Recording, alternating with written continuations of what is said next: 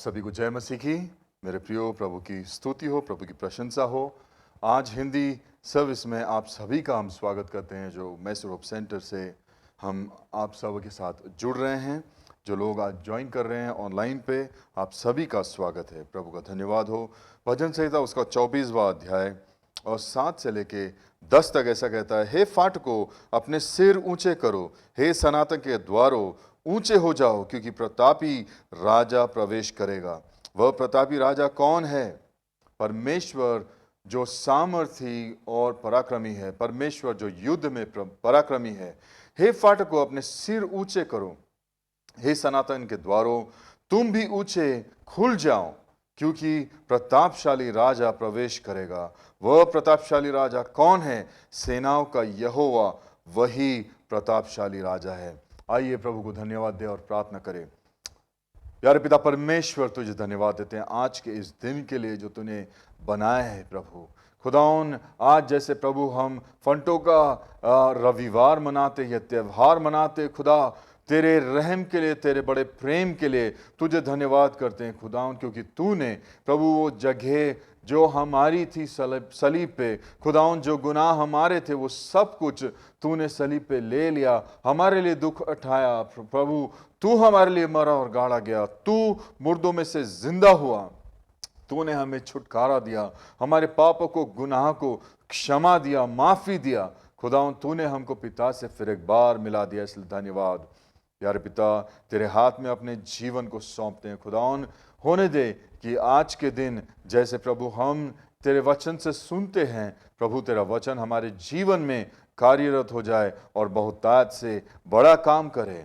पिता धन्यवाद हो, तेरी महिमा हो। यीशु मसीह के नाम से मांगते हैं इस छोटी सी विनती को, सुन और ग्रहण कर। आमीन। हालेलुया। मेरे प्रियो, प्रभु का हम लोग धन्यवाद करेंगे, क्योंकि प्रभु भला परमेश्वर है और उसकी भलाई वचन कहता है कि सदा और सर्वदा अपने डरवैयों पर होती रहती है। हालेलुया। वो इंस्टॉलमेंट्स में काम नहीं करता है, वो परमानेंटली काम करता है। हालेलुया। हम सबों को उसने बड़ी बरकत दी है और बड़ी आशीष दी है। मेरे प्रियो, आज का जब हम फंटों का त्यौहार मनाते हैं, फंटों का त्यौहार क्यों मनाया जाता है, या वचन इसके बारे में क्या कहता है, इसका मकसद क्या है, इस बारे में आज का बाइबल स्टडी हम लोग देखेंगे। परमेश्वर का परमेश्वर ने इस पर्व को क्यों रखा, आइए इसके बारे में हमारा प्रत्युत्तर यीशु की ओर और फंटे के त्यौहार की ओर, या फंटे के रविवार में कैसा होना चाहिए। मत्ती उसका 21वां अध्याय 1 से लेकर 17 तक ऐसा लिखा है कि यरूशलेम में जब विजय प्रवेश प्रभु यीशु मसीह ने किया, द ट्रायम्फल एंट्री जिसको बोलते हैं, बहुत ही सिद्ध और प्रसिद्ध ये एक ऐसा इंसिडेंस है जहाँ पे प्रभु यीशु मसीह जब अपने यरूशलेम में घुस रहा है अंदर, तो सारे लोग उसके वाह भाई, उसकी तारीफ में, उसकी महिमा में, प्रशंसा में फंटे बिछाते हैं, अपने वस्त्र बिछाते हैं और प्रभु की महिमा होसन्ना होसन्ना गा कर करते हैं। और वो जैसे उनको वेलकम करते हैं, और उसमें कई हम लोग देखते हैं कि फरीसी और सदूसी लोग जो थे और बाकी जो यहूदी लोग हैं, वो लोगों से पूछ रहे कि अरे भाई ये कौन है जो आ रहा है यहाँ से। और उनके बाद ये फरीसी और सदूसी लोग एक दूसरा प्रकार का उनका प्रत्युत्तर है उसके प्रशंसा की ओर। वो बोलते हैं कि ये परमेश्वर के विरुद्ध कर रहे हैं, ये परमेश्वर के वचन के अनुसार नहीं, उसके विरुद्ध में कर रहे हैं, क्योंकि परमेश्वर की महिमा होनी चाहिए, किसी इंसान की नहीं। और वो इसकी नुक्ताचीनी करने लगते हैं। तो प्रभु यीशु मसीह का उत्तर उस समय होता है कि अगर मैं इन लोगों को शांत कर रहा हूं, क्योंकि वो लोग बोल रहे थे, देख तू अगर सच्ची में रब्बी है, तू अगर अच्छा टीचर है, अच्छा तू परमेश्वर का दास है, इन लोगों को रोक, क्योंकि ये जो कर रहे हैं बुरी बात है। प्रभु यीशु ने बोला कि अगर मैं इनको रोकूंगा तो ये पत्थर बोल उठेंगे। हालेलुया। ये वो ऐसा पैसेज है माय डियर फ्रेंड्स, मेरे प्रियो, और उसमें हम देखते हैं कि प्रभु यीशु मसीह जब अंदर जाता है यरूशलेम में, तो यरूशलेम में जाकर अपने भवन में जाता है, और उसको परमेश्वर के भवन में, वहाँ पे बहुत सारे लोग जो पैसा का लेन देन करते, वो सारा व्यवसाय करते हैं, जो लोग दान और बलिदान के लिए भेड़ बकरियां और बाकी बलिदान के पशु पक्षियों को बेच रहे, वो दिखते हैं। और उस समय प्रभु यीशु मसीह बड़ा गुस्सा क्रोध करके सोटा तैयार करता है, पूरे उनके टेबल्स बिखेर देता है, वो सब कुछ उनको सोटे से मार के भगा देता है मंदिर से, और ये कहता है कि मेरा परमेश्वर का, मेरे पिता का भवन जो है पूरे राष्ट्रों के लिए प्रार्थना का भवन है, लेकिन तुमने इसे चोर और डाकुओं की हेना बना दी है। हालेलुया। मेरे प्रियो, ये पैसेज है जिस पे हम आज मनन करेंगे। कई बार ऐसा होता है मेरे प्रियो कि हम लोग बहुत फैमिलियर हो जाते, किसी चीज़ को हम लोग इतना आसानी से जान लेते हैं या इतना लाइटली लेते हैं कि उसका महत्व ही नहीं रखते हैं। क्योंकि परंपरा चली आ रही है इसलिए हम भी उस परंपरा में जुड़ जाते हैं, क्योंकि ऐसा होते आया है इसलिए हम भी उसमें जुड़ गए, हमने भी मना लिया, हमने भी ये पर्व रख लिया। लेकिन क्यों प्रभु यीशु मसीह ने इस चीज़ का उल्लेख किया है? क्या उसमें खास था? मेरे प्रियो, पहला जो प्रति उत्तर है वो है आज्ञाकारिता का प्रति उत्तर। प्रभु यीशु मसीह ने क्या किया? अपने चेलों को बोला कि जाओ आगे इस गांव में जाके एक गधा और उसका बच्चा मिलेगा बंधा हुआ, उन दोनों को छुड़ाओ और लेके आओ। अगर कोई तुमको पूछे कि तुम ऐसा क्यों करते हो, तो सिर्फ ये कहना कि मालिक को या स्वामी को इसकी जरूरत है और वो तुम्हें जाने देंगे। परमेश्वर वचन कहता है वो चेलों ने कुछ नहीं पूछा, वो चेलों ने ये नहीं पूछा कि अरे वहां पे जाएंगे तो अगर उन्होंने ऐसा पूछा तो, या ये किया तो, या वो नहीं, उन्होंने सीधे उसका आज्ञा पालन किया। क्या हम परमेश्वर के वचन का ऐसा आज्ञा पालन करते हैं? क्या हम परमेश्वर के वचन को ऐसे ही सीधी साधारण रीति से मान लेते हैं, बिना कोई शक किए, बिना कोई सवाल किए, बिना कोई नुक्ताचीनी किए? प्रभु यीशु मसीह का वचन कहता है यूहन्ना में उसका 14 अध्याय और 15वां वचन में कि अगर तुम मुझसे प्रेम करते हो तो मैं जो कहता हूं वो तुम करोगे। हालेलुया। प्रभु यीशु मसीह ने हमको सारी आज्ञाएं पालन करने के लिए बुलाया है। जकरिया उसका 9वां अध्याय और 9वां वचन में ये प्रोफेसी की गई थी, ये भविष्यवाणी की गई थी, और इस भविष्यवाणी को पूरी करने के लिए प्रभु यीशु मसीह ने उन चेलों को भेजा उस गांव में जाके उस गधे को लेके आओ करके। और जब लेके आए तो उस समय मेरे प्रियो, जब प्रभु यीशु मसीह इस धरती पे था, उस समय अगर कोई गधे पे सवार होके आए तो वो राजा अगर हो और वो गधी पे सवार होके आए, गधे पे सवार होके आए, तो उसका मतलब है राजा शांति में आ रहा है। लेकिन अगर वो घोड़े पे सवार होके आए तो उसका मतलब था कि वो युद्ध करने आ रहा है। और मेरे प्रियो, प्रभु यीशु मसीह जो एक नम्र राजा है, वो शांति का सुसमाचार लेके आया था। इसीलिए वो इस समय इस शहर में प्रवेश करते समय गधी के ऊपर चढ़ के आया, बिकॉज वो लड़ाई करने के लिए नहीं, वो फसाद करने के लिए नहीं, वो झगड़ा करने के लिए नहीं, वो न्याय करने के लिए नहीं, लेकिन उस समय शांति का सुसमाचार लेके आया था। हालेलुया। दूसरा प्रति उत्तर हम लोग देखेंगे मेरे प्रियो। दूसरा प्रति उत्तर है आराधना का। जब सारे चेलों ने वो गधी को लेके आया, प्रभु यीशु को मसीह को उस पर बिठाया गया। उसके बाद चेलों ने अपने अंग रखे, उसके ऊपर रखे, गधी के ऊपर, और उनको बैठाए। और कुछ लोग जो थे प्रभु की प्रशंसा करते हुए आगे फंटे डालने लगे, फंटों की डालियां डालने लगे, कुछ लोग अपने बाल बिछाने लगे, कुछ लोग अपने वस्त्र डालने लगे। क्यों? उसकी महिमा के लिए, उसकी प्रशंसा के लिए, उसकी स्तुति करने के लिए। हुसन्ना का जो मतलब है असली, वो है हमें बचा। और ये जो लोग उस समय पुकार रहे थे, उस समय रोमी सरकार थी मेरे प्रियो, और वो समय था कि मसीहा वहां पे पैदा होने वाला है, मसीहत का वो समय था।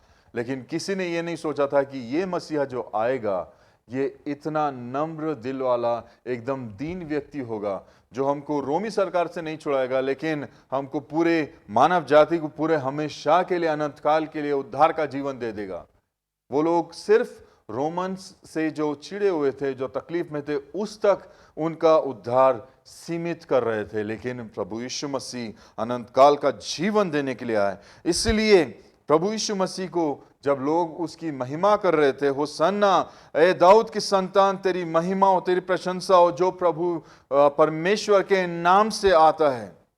हालेलुया। ऐसी जब पुकार करने लगे, ऐसे जब पुकारने लगे, ऐसी जब महिमा करने लगे, तो मेरे प्रियो, कुछ लोग पूछने लगे कि अरे भाई, ये क्या हो रहा है? उस समय लोग क्या कर रहे थे? प्रशंसा कर रहे थे। लोग क्या कर रहे थे? आराधना कर रहे थे। लोग क्या कर रहे थे? प्रभु की स्तुति, प्रभु की महिमा कर रहे थे। क्या हम इस गुड फ्राइडे को जब अप्रोच करते हैं, क्या हम अपने पूरे हृदय से, अपने पूरे मन से, अपनी सारी चीज़ों को लेकर परमेश्वर के चरणों में रखते हैं? क्या अपने मुकुटों को जो हमारे जीवन में प्रभु ने दिया है, क्या हम उन मुकुटों को परमेश्वर के चरणों में रख सकते हैं और क्या हम परमेश्वर की महिमा कर सकते हैं? क्या हम अपने जो ज़बान है, क्या उनको सलीब पर चढ़ा सकते हैं, ताकि हम अपने ज़बान से कोई नकारात्मक बात ना कहे, लेकिन सिर्फ और सिर्फ प्रभु की प्रशंसा करने के लिए वो हमारी ज़बानों को इस्तेमाल करे। हालेलुया। तीसरा प्रत्युत्तर है मेरे प्रियो, उत्सुकता का। कुछ लोग बड़े उत्सुक थे। उसका मत्ती उसका 21वां अध्याय 10वें वचन में ऐसा लिखा है कि वो लोग पूछने लगे, हो ये कौन है? बिकॉज इन प्रभु यीशु मसीह के आने से वहां पे पूरा शहर में हलबली मच गई थी। जो शब्द वहां पे इस्तेमाल किया गया, the whole city got stirred up, वो स्टर का जो रूट शब्द है वो है जैसा भूकंप आ जाए। उसके प्रवेश करने से उस शहर में, उस शहर की सोच में, उस शहर के पूरे राज्य में या उस शहर के हर एक कार्य में क्या हुआ था? भूकंप आ गया था। जो उधर पे जो धार्मिक लोग थे, जो उनकी परंपरा थी, उस सब में भूकंप आ गया था। प्रभु यीशु मसीह का प्रवेश करना वहां पे ऐसा गड़बड़ी लेके आ गया कि लोग पूछने लगे, अरे ये कौन है? इसकी कैसी प्रशंसा हो रही है? ये क्या बोल रहे हैं ये लोग? चलो लोग, उनको रोको, ये करो, वो करो, और सारा कुछ ऐसा बोल रहे हैं। उस समय प्रभु यीशु मसीह, उसके चेले लोग खुद प्रभु की प्रशंसा कर रहे थे। और प्रभु उससे पूछता है, पतरस से, कि बेटा तुम क्या कहते हो, मैं कौन हूं? पतरस ने कहा कि प्रभु तू मसीहा है, तू ही है वो अभिषेक, तू ही है वो मसीहा, जो परमेश्वर का, जो सच्चे परमेश्वर का पुत्र है। हालेलुया। प्रभु यीशु मसीह ने उसको उत्तर दिया, मेरे प्रियो, ये प्रकाशन तुझको हड्डी और मांस से नहीं मिला, लेकिन मेरे पिता ने तुझे ये बताया है। हालेलुया। मेरे प्रियो, कई बार ऐसा होता है कि हम भीड़ में जो अज्ञान है उनके साथ जुड़ जाते हैं, कुछ करते हैं, कुछ चीजें दोहराते हैं, कुछ चीजें उनके पीछे हो लेते हैं। यही भीड़ वो थी जो इस बल प्रशंसा कर रही थी, जो होसन्ना गा रही थी, जो उसकी प्रशंसा, स्तुति, महिमा कर रही थी। अगले ही हफ्ते में यही भीड़ रहेगी जो बोलेगी, इसको सलीब पे चढ़ा दो, इसको खत्म करो, इसको मार डालो। मेरे प्रियो, हमको भीड़ में पीछे होना नहीं है, लेकिन सच्चाई को जानकर वो सच्चाई से छुटकारा पाकर उस सच्चाई में जीना है। हालेलुया। चौथा रिस्पॉन्स है कि शुद्धिकरण का जो प्रत्युत्तर है। प्रभु यीशु मसीह जब अपने मंदिर में गया, वो एक राजा बन के गया था। उस गधी के ऊपर जब बैठ के गया, मंदिर में क्या देखा? सारा कारोबार चल रहा है, सारा बिजनेस चल रहा है, सारा कुछ उथल पुथल चालू है। जिस भवन में परमेश्वर की आराधना होनी चाहिए, जिस भवन में परमेश्वर की प्रार्थना होनी चाहिए, उस भवन में क्या चल रहा है? व्यवसाय चल रहा है। उस भवन में सांसारिकता है, उस भवन में सब बुरी बातें हो रही हैं। मेरे प्रियो, इसीलिए प्रभु यीशु मसीह चिढ़ गया।